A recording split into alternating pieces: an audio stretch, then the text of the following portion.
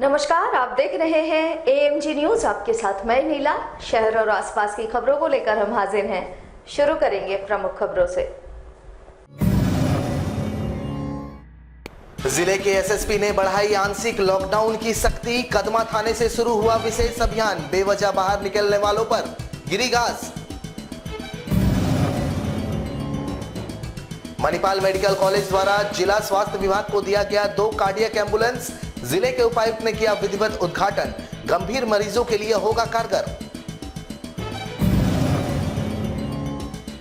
साहिबगंज में महिला दरोगा रूपा तिर्की के मौत का मामला पकड़ रहा है तुल। आदिवासी सुरक्षा परिषद ने राज्य भर में दिया वर्चुअल धरना। उठाया सीबीआई जांच की मांग।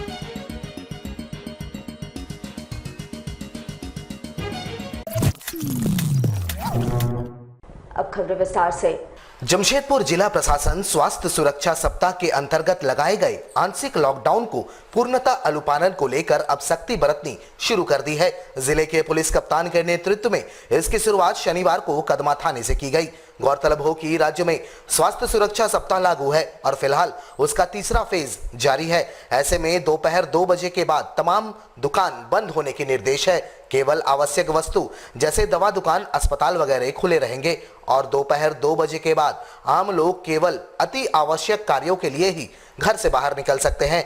ऐसे में इस नियम का सख्ती से पालन हो, इसके लिए इस अभियान की शुरुआत की गई है, जहां प्रत्येक दिन 3 से 4 थाना क्षेत्रों में प्रशासन की पूरी टीम भ्रमण करेगी और लोगों को उनके सुरक्षा के प्रति जागरूक करेगी। साथ ही बेवजह बाहर निकलने वालों पर कार्रवाई भी करेगी। शनिवार को जिला पुलिस कप्तान के नेतृत्व में इसकी शुरुआत कदमा इलाके से की गई, जहां बेवजह बाहर निकलने वालों की जमकर क्लास जिला पुलिस कप्तान ने लगाई।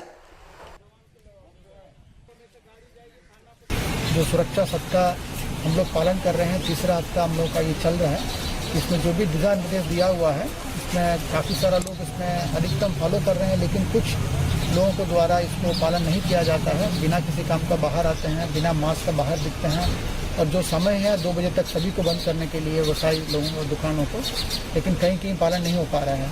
तो हम लोग ये निर्णय लिए हैं कि जो जमशेदपुर में अलग अलग थाना क्षेत्र में एक दिन में 3 या 4 थाना क्षेत्र में हम लोग को आदमी ज़्यादा नहीं करते हुए सिर्फ 10 से 12 गाड़ी हम लोग को, जो थाना प्रभारी है, डीएसपी हैं और संबंधित ट्रैफिक इंस्पेक्टर है, डीएसपी हैं, इन लोगों को लेकर हम लोग एक जागरूकता रैली निकाले हैं।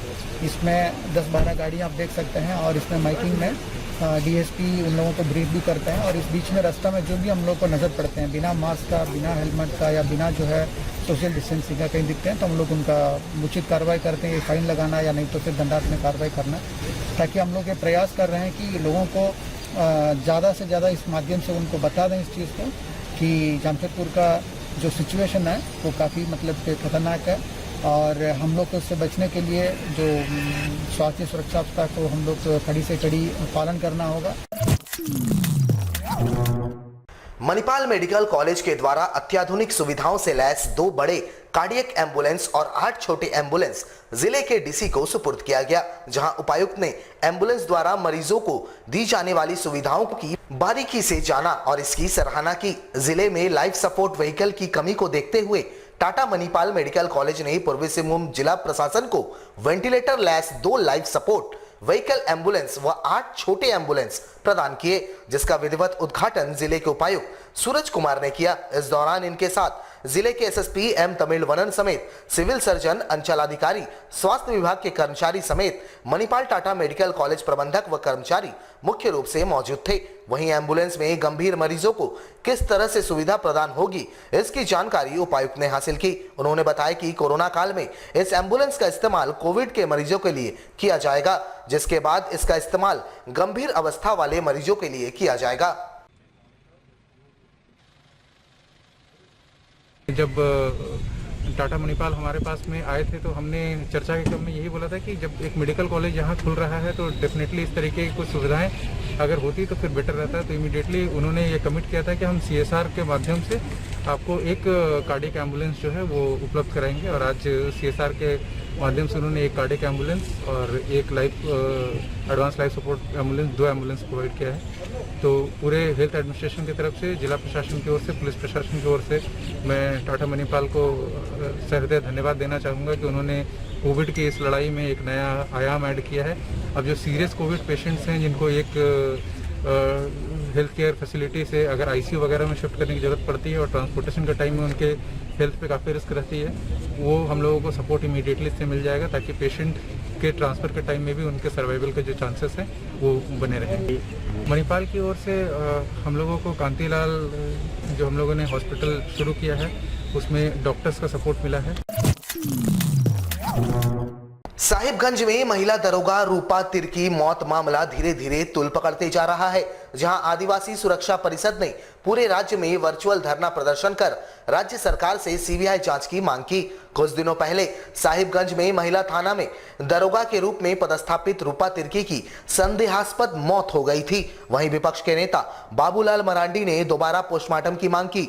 परिवार वालों ने कई लोगों पर आरोप लगाया, बावजूद इसके सरकार की चुप्पी पर आदिवासी सुरक्षा परिषद ने सवालिया निशान खड़ा किया। उन्होंने राज्य सरकार से वर्चुअल धरना प्रदर्शन के माध्यम से थाना प्रभारी रूपा तिर्की की CBI जांच और दोषियों पर कड़ी कार्रवाई की मांग की। जानकारी देते हुए आदिवासी सुरक्षा परिषद के अध्यक्ष रमेश हांसदा ने कहा कि राज्य के मुखिया से इस मामले में हस्तक्षेप कर जल्द से जल्द CBI जांच की मांग उन्होंने की है। साहेबगंज में रूपा तिर्की नाम की महिला दरोगा जो थाना प्रभारी थी साहेबगंज महिला थाना की, उसका संदेहास्पद मौत हो जाती है और उसकी मौत पूरी तरह से संदेह के दृष्टिकोण में है। उसके परिवार वालों ने कई लोगों पर आरोप लगाया, बावजूद इसके राज्य सरकार या जिला प्रशासन कोई कार्रवाई नहीं कर रही है। विपक्ष के नेता बाबूलाल मरांडी जी ने भी दोबारा पोस्टमार्टम कराने की बात मांग की है, CBI की जाँच की मांग कर रहे हैं, लेकिन राज्य सरकार मुख्यमंत्री हेमंत सोरेन जी एकदम मुंह में चुप्पी लगाए हुए हैं, टेप साटे हुए हैं और कहीं ना कहीं ऐसा लगता है कि इस घटनाक्रम में उसके सहयोगी, उसका विधायक प्रतिनिधि पंकज मिश्रा जी का गाया बगाया उसका नाम आ रहा है। वर्चुअल धरना के माध्यम से हम लोग मांग कर रहे हैं कि CBI की जांच हो और हेमंत सोरेन जी, आप आदिवासी मुख्यमंत्री होने के नाते आपसे आदिवासी समाज बहुत उम्मीद किया हुआ है, नहीं उतरेंगे तो आप इस पद से त्याग कर सकते हैं। 8 मई विश्व रेड क्रॉस दिवस के मौके पर रेड क्रॉस जमशेदपुर शाखा की ओर से मेगा ब्लड डोनेशन कैंप का आयोजन किया गया, जहां कोरोना नियमों का ख्याल रखते हुए रक्तदाताओं ने रक्तदान किया। वैसे हर वर्ष इस दिवस पर लगभग 500 रक्तदाता रक्तदान करते हैं, लेकिन कोरोना महामारी को ध्यान में रखते हुए इस बार 1 दिवसीय के बजाय इसे साप्ताहिक किया गया, जहां लगातार 1 सप्ताह तक इसे चलाया जाएगा। वहीं रेड क्रॉस जमशेदपुर के सचिव ने कहा कि कोरोना काल में रक्त की कमी ब्लड बैंक में हो रही है, जिस कारण रक्तदाताओं को जागरूक करते हुए रक्तदान शिविर का आयोजन किया जा रहा है, ताकि इस भीषण परिस्थिति में रक्त की कमी को दूर किया जा सके।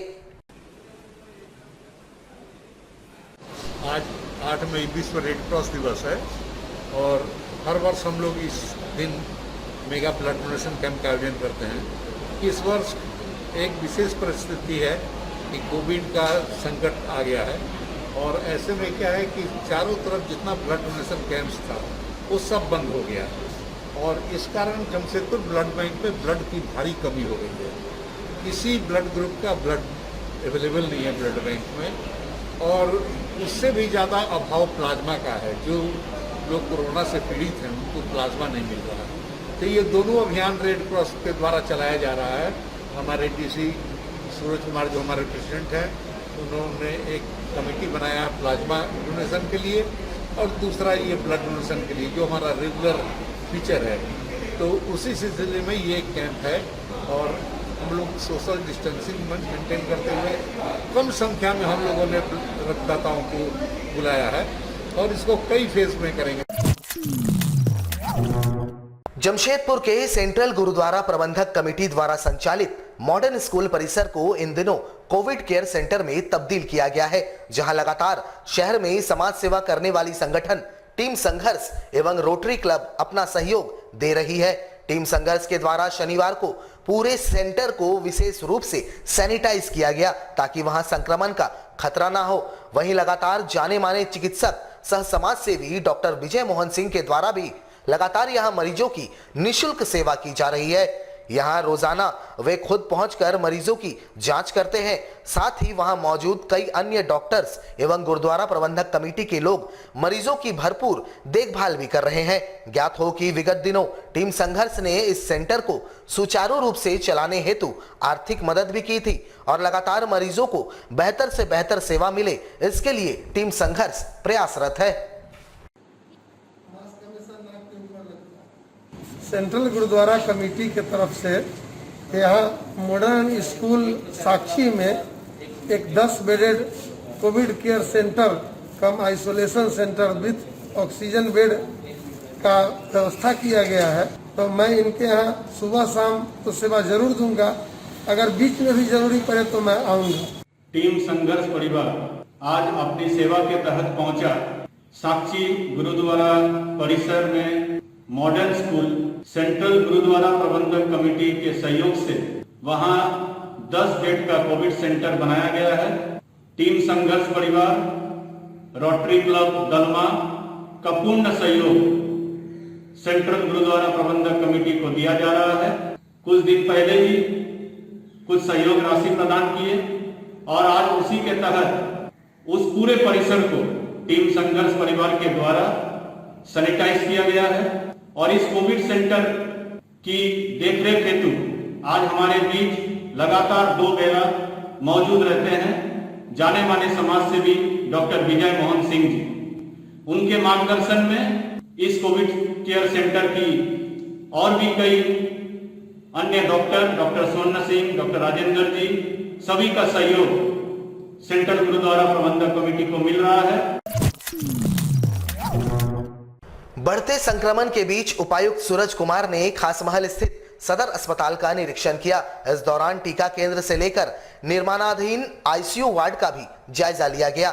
उन्होंने सदर अस्पताल में टीकाकरण केंद्र का जायजा लेते हुए लोगों की टीका के प्रति जागरूकता पर उन्होंने प्रसन्नता जाहिर की। जिला स्वास्थ्य विभाग द्वारा आश्वासन दिया गया है कि स्टॉक टीका खत्म होते ही जिले को जरूरत के हिसाब से जल्द टीका उपलब्ध करवाया जाएगा। इस दौरान उपायुक्त ने पाइपलाइन के जरिए बेड तक सप्लाई हो रहे ऑक्सीजन, निर्माणाधीन बन रहे 4 बेड के आईसीयू, नए भवन समेत पूरे सदर अस्पताल का निरीक्षण किया और अपनी संतुष्टि जाहिर की। जानकारी देते हुए उन्होंने कहा कि सदर अस्पताल में बहुत जल्द 4 बेड वाले आईसीयू का निर्माण हो जाएगा ताकि अगर कोई कोविड मरीज की स्थिति गंभीर होती है तो इसका इलाज सदर अस्पताल में ही किया जा सके। हम लोगों ने यहाँ पे जो कोविड वैक्सीनेशन हो रहा है उस सेंटर का निरीक्षण किया।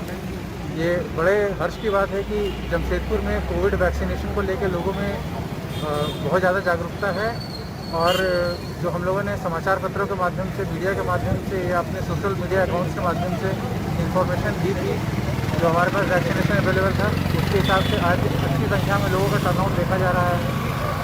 हमारे जमशेदपुर को स्टेट हेल्थ डिपार्टमेंट ने अश्योर किया है कि अगर हम अपनी वैक्सीन जो हमारे स्टॉक में है उसको एग्जॉस्ट कर लेते हैं तो अगली वैक्सीन की खेप हम लोग को जल्द से जल्द उपलब्ध कराएंगे। इसी क्रम में आज हम लोगों ने बहुत सारे सेंटर खोले हैं और जो हमारी स्टॉक है उसको हम लोग यूज़ कर रहे हैं। साथ ही साथ हम लोगों ने यहाँ पे जो हम लोग की ऑक्सीजन पाइपलाइन सप्लाई शुरू हुई है उसका मैनीफोल्ड का निरीक्षण किया है और सिविल सर्जन को आवश्यक दिशा निर्देश दिए हैं। सिविल सर्जन के इनिशिएटिव से यहाँ पे एक आईसीयू 4 बेड का भी निर्माण कार्य जारी है जिसको जल्दी हम लोग प्रारंभ करेंगे ताकि अगर कोई कोविड पेशेंट यहाँ सीरियस होता है तो उसको हम लोग यहीं सदर हॉस्पिटल में ही उसका हायर ऑपरेशंस और इलाज जो है वो कर सकें। जमशेदपुर के टेल्को थाना क्षेत्र के मनीफीट चौक के पास एक शव बरामद किया गया। संभवतः युवक को किसी अज्ञात वाहन के चपेट में आने से मौत हो गई। चौक घुमावदार था और इसी से अंदाजा लगाया जा रहा है कि उसे किसी अज्ञात वाहन ने टक्कर मारी होगी। मृतक की पहचान प्रेम नाम से की गई है जो गोल पहाड़ी इलाके का रहने वाला था। शव मिलने की सूचना के बाद इलाके में सनसनी फैल गई, जिसके बाद पुलिस मौके पर पहुंचकर जांच में जुटी। हालांकि इस मामले में पुलिस ने कुछ भी कहने से इनकार कर दिया है।